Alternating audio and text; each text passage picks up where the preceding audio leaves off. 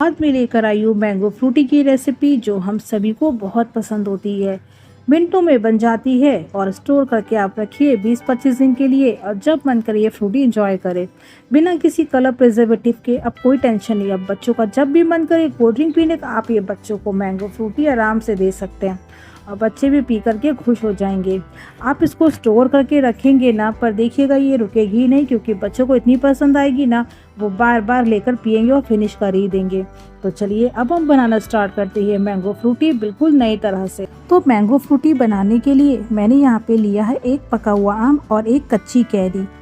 एक आम के लिए मैं यहाँ पे हाफ कच्ची कैरी यूज़ करूँगी। तो सबसे पहले मैं यहाँ पे आम को छिल करके रेडी कर लेती हूँ। इस बात का ध्यान रखिएगा, जो हम आम लेंगे यहाँ पे फ्रूटी बनाने के लिए वो बिल्कुल पका हुआ और मीठा होना चाहिए, क्योंकि हमारी फ्रूटी का कलर और टेस्ट पूरा आम के ऊपर डिपेंड करेगा।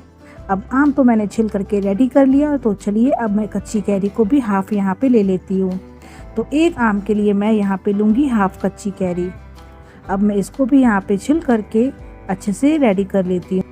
मैंगो फ्रूटी बनाने के लिए आम आप कोई भी यूज़ कर सकते हैं, आपके पास जो अवेलेबल हो, चाहे वो अल्फांसो हो, केसर हो या दशहरी हो। बस इस बात का ध्यान रखिएगा आम जो हो वो पका हुआ हो और मीठा हो। अब देखिए मैंने यहाँ पे हाफ कैरी ली, उसको भी यहाँ पे छिल करके रेडी कर लिया। मैं आज एक आम से फ्रूटी बना रही हूँ, तो उसके लिए मैंने यहाँ पे हाफ कैरी ली है। अगर आप 2 आम से बनाना चाहते हो तो आप उसके लिए एक मीडियम साइज़ की कैरी यूज़ कर सकते हैं। तो कैरी जो होगी ना वो अकॉर्डिंग टू आम आप लीजिएगा। अब लीजिए मैंने यहाँ पे कच्ची कैरी और आम को जब अच्छे से छील लिया, तो अब मैं जो आम का पल्प है ना वो गुठली से अलग कर लेती हूँ। अगर अभी तक आप सोचते थे ना कि मार्केट के जैसी मैंगो फ्रूटी घर पे नहीं बन सकती है, तो एक बार ना आप ये ट्राई ज़रूर करिएगा, देखिएगा बिल्कुल मार्केट के जैसे ही यहाँ पे फ्रूटी बन के रेडी होगी। तो जो अब मैंगो का पल्प है ना, अब मैं इसको छोटे छोटे पीसेस में कट करके ले लूँगी।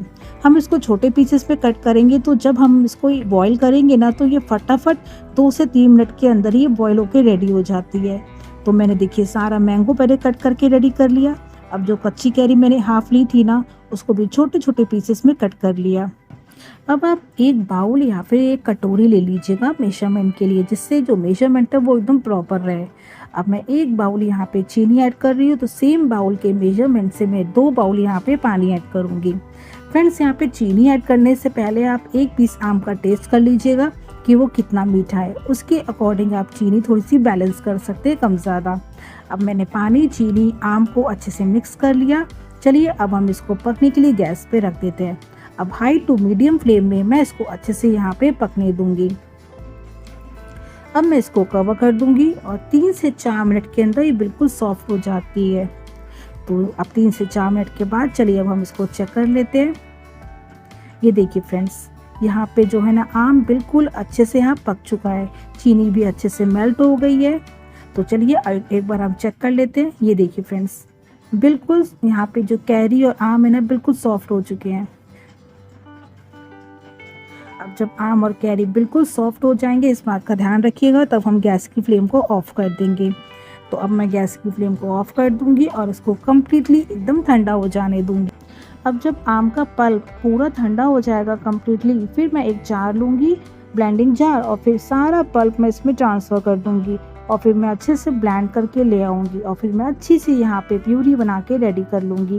फ्रेंड्स यहाँ पे हम लोगों को कोई भी एक्स्ट्रा पानी ऐड करने का नीड नहीं है, क्योंकि बॉईल करते टाइम पे ऑलरेडी मैंने यहाँ पे 2 बाउल पानी ऐड किया था। तो चलिए अब मैं इसकी यहाँ पे अच्छी सी प्यूरी बना के ले आती हूँ। तो ये लीजिए फ्रेंड्स, प्यूरी तो रेडी हो गई थी। अब मैंने एक छन्नी रख करके एक बाउल में सारी प्यूरी को यहाँ पे छान लिया, ताकि कोई भी रेशा रह गया हो आम का या फिर अमीए का तो वो अलग हो जाए। तो ये लीजिए फ्रेंड्स, मैंगो फ्रूटी तो बन करके रेडी हो गई।